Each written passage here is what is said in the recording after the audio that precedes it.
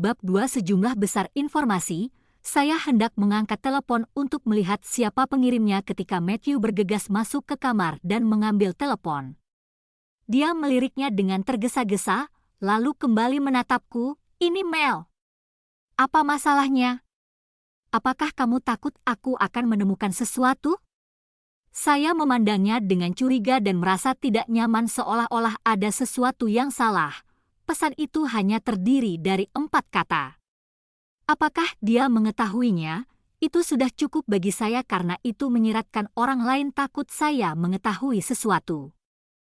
Pesannya juga menunjukkan sedikit ambiguitas, jadi saya mengamati Matthew. Perasaanku melonjak ketika firasatku semakin berat. Matthew terkekeh santai dan melemparkan teleponnya kembali ke meja samping tempat tidur. Lalu dia menarikku ke dalam pelukannya dan mencium bibirku sambil berkata, "Kamu terlalu banyak berpikir. Ini bukan tentang kamu, tapi adikku, Mel." Dia menggunakanku sebagai kedok untuk menipu ibu demi uang. Mel adalah adik perempuan Matthew, Melanie Murphy. Ia lemah dan sakit-sakitan sejak kecil, sehingga keluarganya selalu memanjakan dan memanjakannya. Dia juga bertingkah seperti anak nakal kaya. Iklan oleh Pop Future. Melanie berusia 20-an tetapi tidak pernah menganggap serius apapun. Dia bahkan tidak bersekolah dan hanya bepergian, makan, dan bersenang-senang. Kamu mencoba menipu ibumu demi uang? Menurut Anda dari mana uangnya berasal? Bentakku. Matthew tersenyum, membungkuk, dan mengangkatku ke dalam pelukannya. Lalu dia menggigit daun telingaku saat dia mendekati kamar mandi. Ya, itu semua uangmu.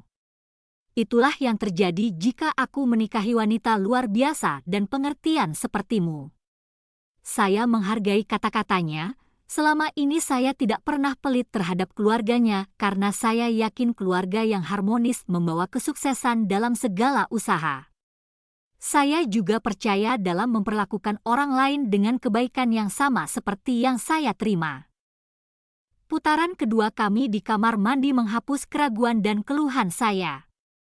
Itu membuatku bahagia dan puas saat aku berbaring di pelukan Matthew. Malam itu, aku kembali membicarakan tentang membeli rumah di distrik sekolah yang bagus, yang merupakan masalah mendesak bagiku.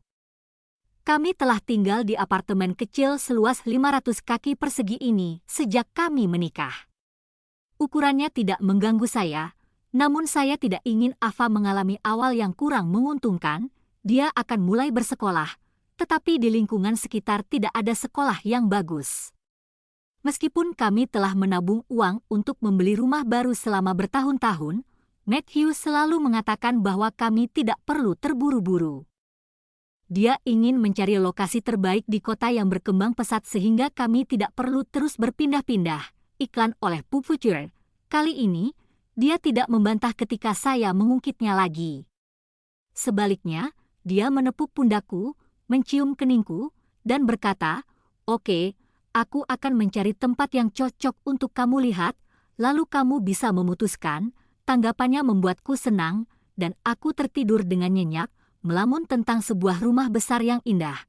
Tepat setelah mengantar Ava ke taman kanak-kanak keesokan harinya, aku menerima telepon dari sahabatku, Irvana, yang mengatakan bahwa dia ingin bertemu di tempat kami biasa. Tentu saja saya langsung merespon dan naik taksi menuju lokasi. Ivana dan aku dekat, seperti saudara perempuan. Kami bisa ngobrol tentang apa saja, tapi jarang sekali dia menelepon saya. Bagaimanapun, dia adalah wanita sibuk yang bekerja sebagai manajer bakat di sebuah perusahaan media. Ketika saya memasuki toko makanan penutup favorit kami, saya melihatnya duduk di sudut, sedang mengetik di laptopnya. Matahari pagi menyinari dirinya dengan damai, membuatnya tampak semakin cantik. Dia melambai padaku saat aku mendekat, dan aku duduk sebelum bertanya sambil bercanda, "Mengapa kamu begitu bebas hari ini? Kamu bahkan sempat mengajakku kencan pagi-pagi sekali." Ivana memutar matanya ke arahku dan menjawab, "Tidak bisakah aku mengkhawatirkanmu?" "Haha, tentu saja bisa. Aku duduk dan menyesap kopi yang dia pesankan untukku. Tapi bukankah kamu selalu sibuk sementara aku selalu ada waktu luang? Hah? Apakah kamu tidak malu akan hal itu? Sekarang, yang kulihat hanyalah Matthew memanjakanmu. Jangan bilang aku tidak memperingatkanmu, tapi jangan terlalu merasa nyaman. Sangat mudah untuk menjadi bodoh, kata Ivana sambil menatapku lekat. Entah kenapa, kata-katanya membuat jantungku berdebar kencang. Saya memandangnya dan dengan santai bertanya, apa maksudmu? Ada lebih dari kata-katamu, bukan? Dia menurunkan pandangannya, melihat ke layar komputer, sepertinya berusaha menyembunyikan sesuatu. Oh, tidak apa-apa. Aku hanya menggodamu sedikit. Setelah berpikir beberapa lama, dia menatapku dan berkata, aku melihat Matthew kemarin lusa.